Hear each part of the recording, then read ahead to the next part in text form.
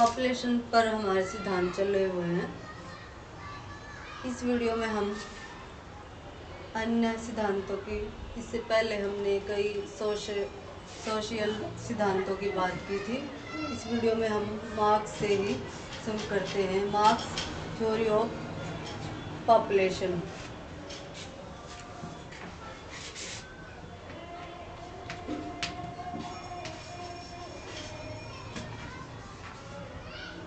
Marks theory of population, इसको हम देख लेते हैं। इनका समय देखते हैं। सबसे पहले मार्क्स का समय रहा है 1818 से 83 तक का इनका समय रहा है। और अर्थशास्त्री या समाजशास्त्री थे ये। क्या थे? अर्थशास्त्री, समाज शास्त्री भी इनको कहते हैं। अर्थशास्त्री के अलावा समाजशास्त्री भी थे। वैज्ञानिक समाजवादी का जनक इनको माना जाता है। वैज्ञानिक समाजवादी का जनक इनको माना जाता है। और पूंजीवादी के कट्टर विरोधी रहे हैं। पूंजीवादी के कट्टर विरोधी रहे हैं और समाजवाद के ये समर्थक रहे हैं। बुक है इनकी। अलग से कोई पॉपुलेशन पर इनके विचार नहीं थे। और माल्थस की भी ये क्या करते थे, माल्थस के विचारों को क्या किए इन्होंने जमकर आलोचना की और एक स्कूली बच्चे जैसा इन्होंने कार्य माना माल्थस का। जैसे स्कूली बच्चों के कार्य की इन्होंने संज्ञा ली।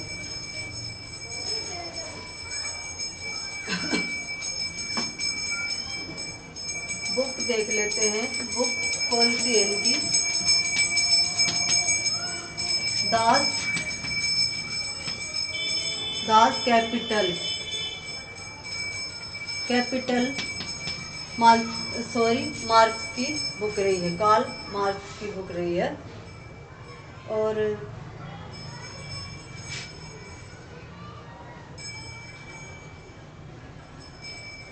इस बुक में इन्होंने क्या बात की है?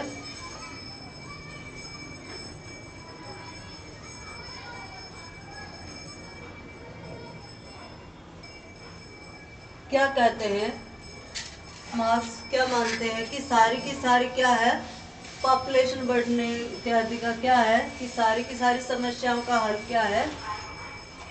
पूंजीवादी को खत्म करके समाजवादी में बदल दिया जाए। ये पूंजीवादी के कट्टर आलोचक थे और ये मानते थे कि जिस प्रकार से क्या है कि पूंजीवादी क्या करते हैं, दो वर्ग में इन्होंने समाज को बांटा।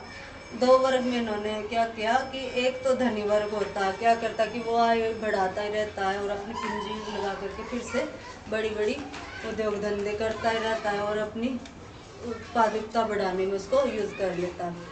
और एक होता है गरीब वर्ग होता है, उसमें क्या है कि उसके पास संसाधन नहीं होते हैं और क्या करता है वो पूंजी बढ़ाने के लिए क्या करेगा, अपने जैसे परिवार की संख्या बढ़ाएगा ताकि क्या हो, श्रम को बढ़ाया जा सके जिससे कि अधिक से अधिक लाभ कमाया जा सके। और वो ऐसे कर क्या करेगा, पॉपुलेशन को बढ़ाएगा। इस प्रकार वो मानते हैं कि अगर पूंजीवादी को खत्म करके सारी की सारी समस्याओं का हल किया जा सकता है। पूंजीवादी को खत्म करके क्या कर दिया जाए, समाजवादी में उसको परिवर्तित कर दिया जाए। तो ये मानते हैं, मार्क्स ने माना कि सारा का सारा हल निकाल सकते हैं, पॉपुलेशन को कंट्रोल कर सकते हैं समाजवादी में ला करके पूंजीवादी को बदल के। लेकिन इस प्रकार के एग्जाम्पल हम आलोचना में देखें तो क्या देख पा रहे हैं, जैसे कि समाजवादी से इस प्रकार से हल नहीं निकाल सकते और पूंजीवादी की बिल्कुल इन्होंने आलोचना की है। हम देख पा रहे हैं कि जैसे कई ऐसे समाजवादी जो क्षेत्र हैं वहाँ पर भी क्या हो गया, अभी क्या हो गया, वो अगर इतना जैसे कई यूरोप की कंट्रीज भी थी, वो भी अभी क्या हो गया है, यूएन का वो टूट चुका है। अगर ऐसा होता तो ऐसा नहीं होता। और जैसे हम विकसित देशों में देख पा रहे हैं, जैसे जैसे पूंजी बढ़ती है तो क्या होता है, पॉपुलेशन कंट्रोल तो हो रही है, और लोग क्या कर रहे हैं, पूंजी बढ़ती है तो आगे विकसित होने से क्या होता है, पॉपुलेशन कंट्रोल है। हर प्रकार से क्या है कि पूंजीवादी की सिर्फ आलोचना नहीं कर सकते। तो इस प्रकार से हम देख पा रहे हैं। इसके बाद हमारा आता है, हमें टाइम को ध्यान में रखकर ही क्या है कि थोड़ा थोड़ा निष्कर्ष के तौर पर ही हम बात कर पा रहे हैं, क्योंकि बहुत ज़्यादा लंबी वीडियो ना बने इसी वजह से। इसके बाद हम अपनी अगली थ्योरी शुरू करते हैं।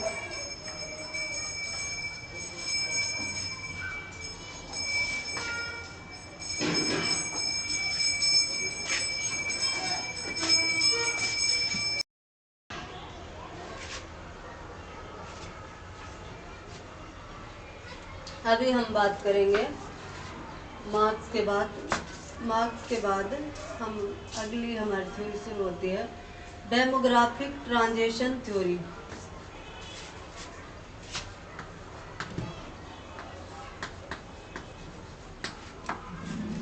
डेमोग्राफिक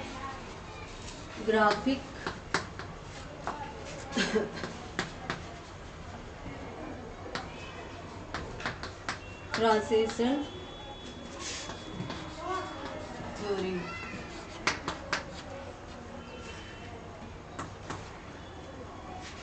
इस थ्योरी को इम्पोर्टेंट में हम देख सकते हैं, जैसे हर एग्जाम में इसमें से क्वेश्चन आ ही जाता है।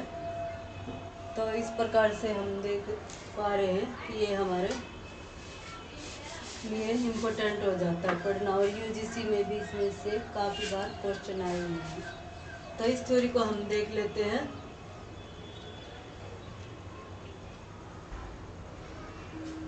जन्म दर मृत्यु दर के कालिक परिवर्तन या संक्रमण पर आधारित है। किस पर आधारित है?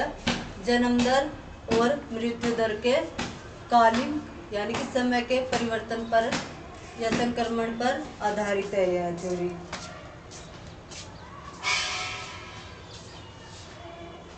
और यह सिद्धांत क्या करता है कि सामान्य विश्लेषण प्रस्तुत करता है किसी देश का।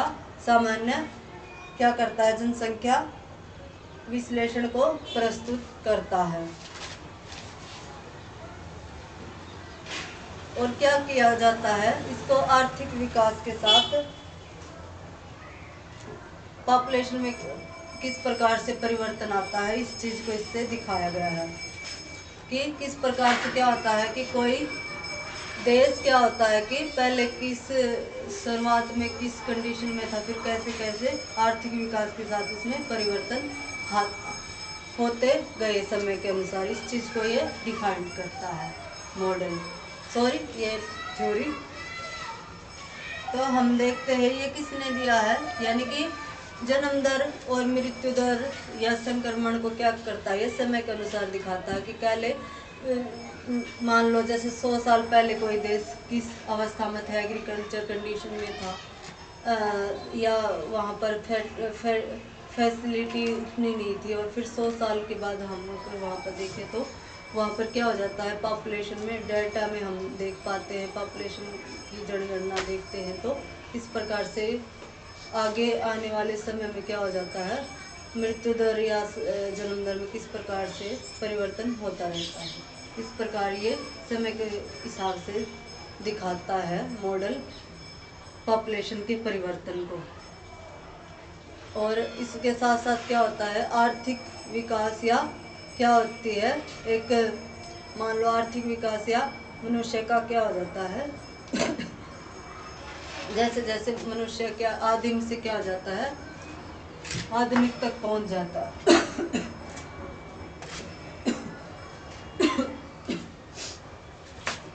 सबसे पहले हम बात करें किसने दिया है ये सिद्धांत, प्रतिपादन किसने किया है।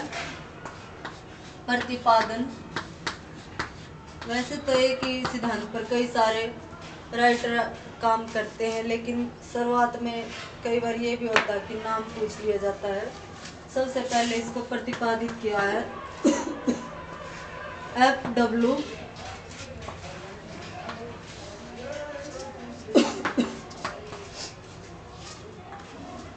नॉनस्टेन ने इसको F.W. नॉनस्टेन ने इसको प्रतिपादित किया है 1945 में।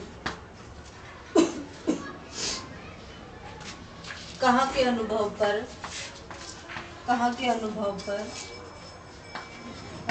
पर पाश्चात्य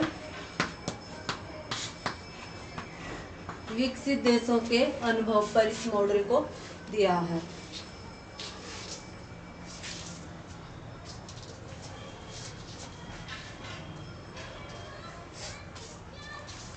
अतः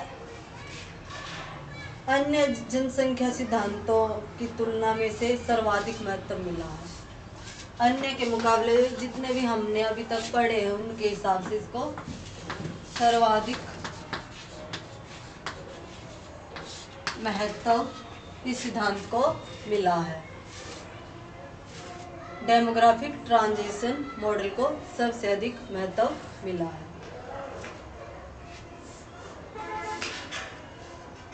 फिर स्टेज बताई गई है, इसमें अलग अलग राइटर अलग अलग प्रकार से स्टेज बताता है, उन्हीं को डिफाइन करते हैं। और जिसने ये मॉडल दिया है उसकी भी हम पढ़ लेते हैं। और सामान्य जो सभी का क्या है कि एक सभी जो इस मॉडल पर क्या की गई है, एक सामान्य साधारणता दी गई है, उसको भी हम पढ़ लेते हैं। जैसे सबसे पहले किसने F.W. नॉनस्टेन ने कितनी स्टेज बताई हैं, 3 स्टेज बताई हैं इन्होंने। पहली स्टेज है इनकी हाई ग्रोथ रेट, पहली स्टेज है हाई ग्रोथ रेट। फिर दूसरी स्टेज बताई इन्होंने डिक्रीजिंग ग्रोथ रेट। फिर इन्होंने दूसरी बताई डिक्रीजिंग ग्रोथ रेट। तीसरी बताई पॉपुलेशन डिक्रीज। इस प्रकार से इनकी 3 स्टेज इन्होंने अपने डेमोग्राफिक ट्रांजिशनल मॉडल की बताई है। हाई ग्रोथ रेट और फिर डिक्रीजिंग ग्रोथ रेट, फिर population decreasing.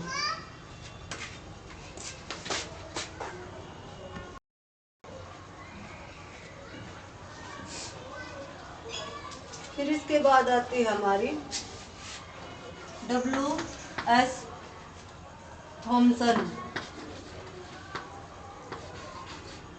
Thompson.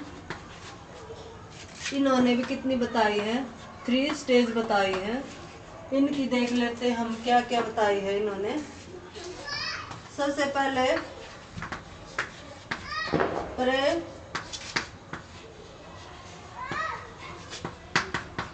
Transition period, transition period. फिर सेकंड बताई इन्होंने ट्रांजिशन पीरियड।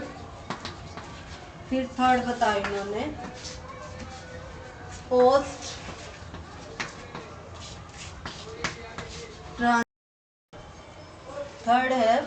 Transition period. ये है W.S. थॉमसन की, इन्होंने भी 3 बताई है। आगे हम बात करें अगले हमारे राइटर हैं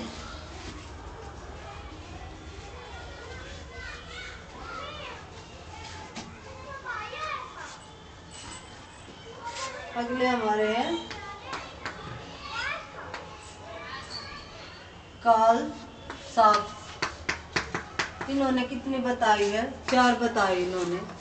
पहली है हमारी high stationery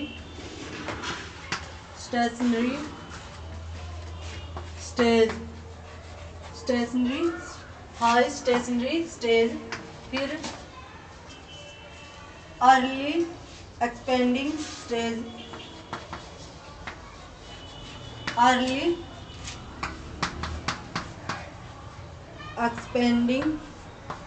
expanding stage.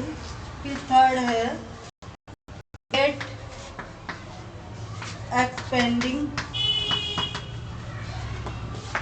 Expanding stage. And fourth है हमारी लो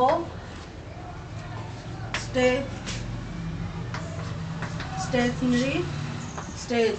इस प्रकार से कार्ल्स ने हमारी कितनी बताई है? हाई स्टेशनरी स्टेज, और फिर अर्ली एक्सपेंडिंग स्टेज, और लेट एक्सपेंडिंग स्टेज, और लो स्टेशनरी स्टेज।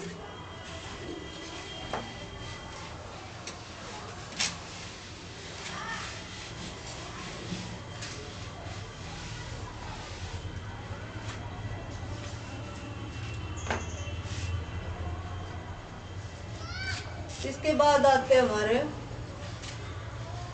इसके बाद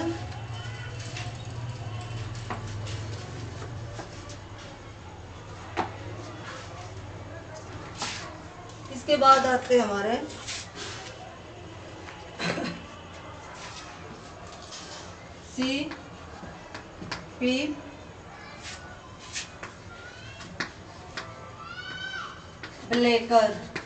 CP ब्लेकर ने कितनी बताई है? 5 स्टेज बताई है। CP ब्लेकर ने 5 स्टेज बताई है। फर्स्ट है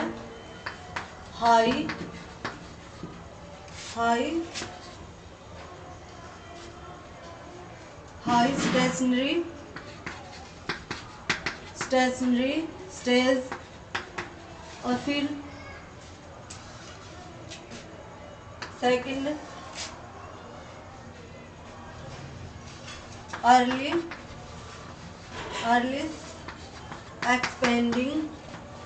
अर्ली एक्सपेंडिंग स्टेज, फिर लेट एक्सपेंडिंग स्टेज, और फिर लो स्टेशनरी स्टेज, और फिर 5 हमारी है डिक्लाइन स्टेज। इन्होंने ज़्यादा बता दी है उपयुक्त से स्टेज। इस प्रकार से क्या क्या है ब्लेकर की? हाई स्टेशनरी स्टेज फर्स्ट, फिर सेकंड अर्ली एक्सपेंडिंग स्टेज, फिर थर्ड लेट एक्सपेंडिंग स्टेज, फिर फोर्थ है लो स्टेशनरी स्टेज, फिर है डिक्लाइनिंग स्टेज। इस प्रकार से ब्लेकर की आ जाती है।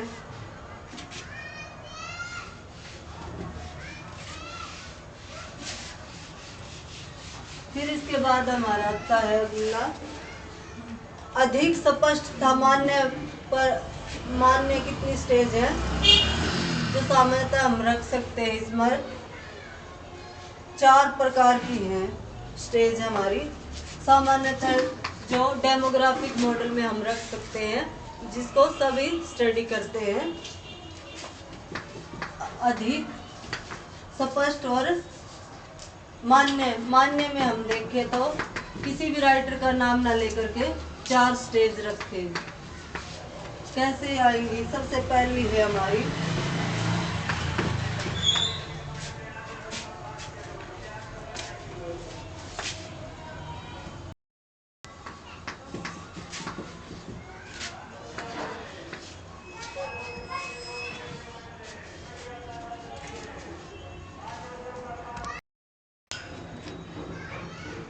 हाई स्टेशनरी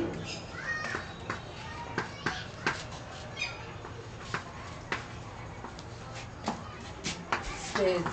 इसमें हम बात करें तो क्या होता है कि इसमें जन्म दर भी अधिक रहती है और मृत्यु दर भी अधिक रहती है, और पॉपुलेशन क्या हो जाती है इस कारण से स्थायी हो जाती है, और क्या होती है बिल्कुल लो स्तर होता है, जिसमें कि मानव एक आदि मानव की तरह ही बिल्कुल लो तरीके से अपना जीवन जीता है, एग्रीकल्चर पर ही डिपेंड रहता है। और ज़्यादा क्या होती है कि उतनी क्या है जन्म दर होती रहती है और मृत्यु दर भी उतनी, फर्टिलिटी इत्यादि कुछ भी इसमें नहीं होता। और क्या होता है पॉपुलेशन एक अपने आप ही क्या हो जाती है कि स्थायी हो जाती है, मृत्यु दर भी अधिक है और जन्म दर भी अधिक है, तो उसी वजह से क्या हो जाएगी खुद ही स्थायी हो जाएगी पॉपुलेशन, और उच्च स्थायी तब पाया जाता है इस स्टेज में। और आज के समय में हम बात करें तो विश्व का शायद ही कोई देश इस सिचुएशन में रहा, इस स्टेज में होगा, वरना नहीं है आज के टाइम में। तो पहली स्टेज में हमारा ये रहेगा उच्च जन्म दर और उच्च मृत्यु दर है, फैसिलिटी इत्यादि कुछ है नहीं, और बिल्कुल निम्न स्तर होता है लोगों का। इसमें बिल्कुल भी मानव क्या होता है बिल्कुल डेवलप नहीं हुआ है अभी तक, विकास की अवस्था इसमें बिल्कुल लो होती है, बिल्कुल शुरुआत का जीवन इसको माना जाता है। तो उस स्थायित्व की को अवस्था स्टेज माना जाता है। अगली आती है हमारी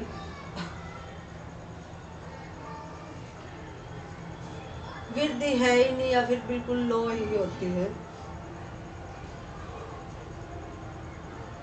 और कृषि समाज की यह विशेषता मानी जाती है।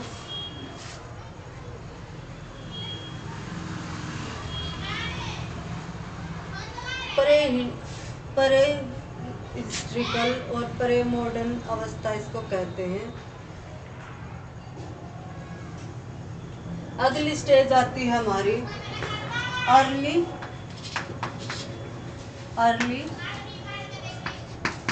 एक्सपेंडिंग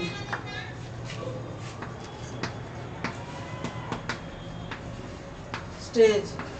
इसमें क्या होता है थोड़ी बहुत साफ सफाई इत्यादि स्वास्थ्य के क्या हो जाते हैं विकास होना शुरू हो जाता है, और जन्म दर में थोड़ी गिरावट आ जाती है, लेकिन जन्म दर एज इट इज बना रहता है, और मृत्यु दर में थोड़ी ही कमी आने से क्या होती है मंद वृद्धि शुरू हो जाती है पॉपुलेशन की। सेकंड स्टेज में मृत्यु दर थोड़ा लो हो जाता है पहली वाली अवस्था से, जन्म दर क्या है एज इट इज बना रहता है, जिससे क्या है कि और मानव भी क्या है उतना विकसित नहीं हुआ है एक्सपेंडिंग स्टेज में भी।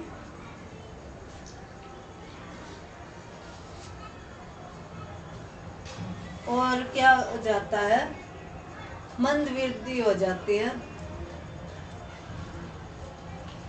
वर्तमान में क्या है अनेक विकसित देश इसमें आते हैं, ज़्यादातर क्या है अफ्रीका के देश इसमें है जो बिल्कुल लो पिछड़े हुई अवस्था में है, और जो है एशिया महाद्वीप के पाकिस्तान हो गया, नेपाल हो गया और अफगानिस्तान हो गया, ये कंट्रीज भी इसी में आ जाते हैं।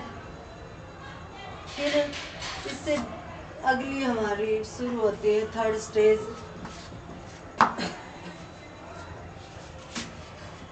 Late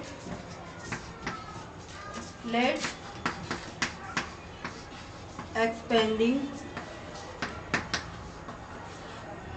stage.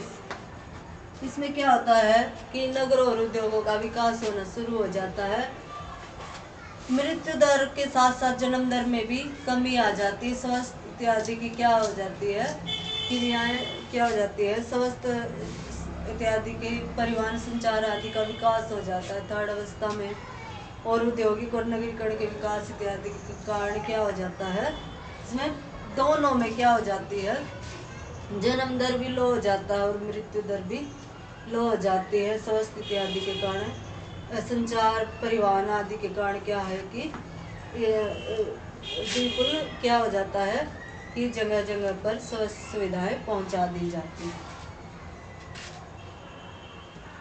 अगली हमारी है, इसमें थर्ड में हमारे आ जाते हैं देशों में हम देखें तो इसमें अल्जीजा आ जाता है, मिस्र आ जाता है और एशिया महाद्वीप के आ जाते हैं मलेशिया, भारत और फिलीपींस, श्रीलंका आदि इसी में आते हैं। भारत की हम बात करें तो थर्ड स्टेज में ही रहेगा, ऐसे हम याद रख सकते हैं। फिर है अगली हमारी आ जाती है स्टेज, अगली स्टेज है हमारी फोर्थ नंबर पर लो स्टेशनरी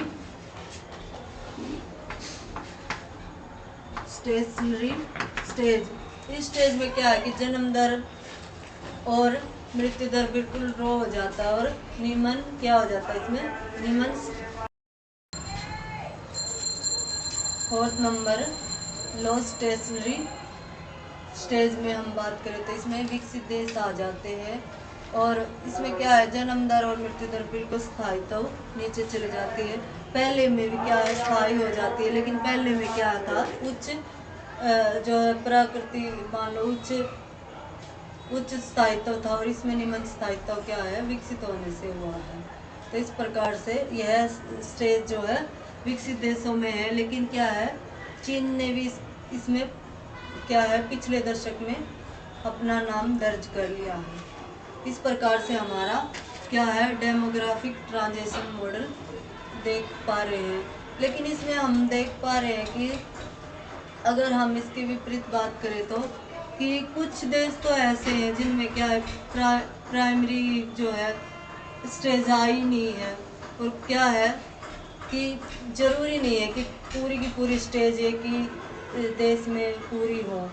जैसे मान लो यूरोप के देश है वो कभी इतने एग्रीकल्चर वे में हम देखें इतने पिछड़ी अवस्था में कभी थे नहीं। तो इस प्रकार से ये थोड़ा सा इसमें मॉडल में हम देख सकते हैं इसके विपरीत बात।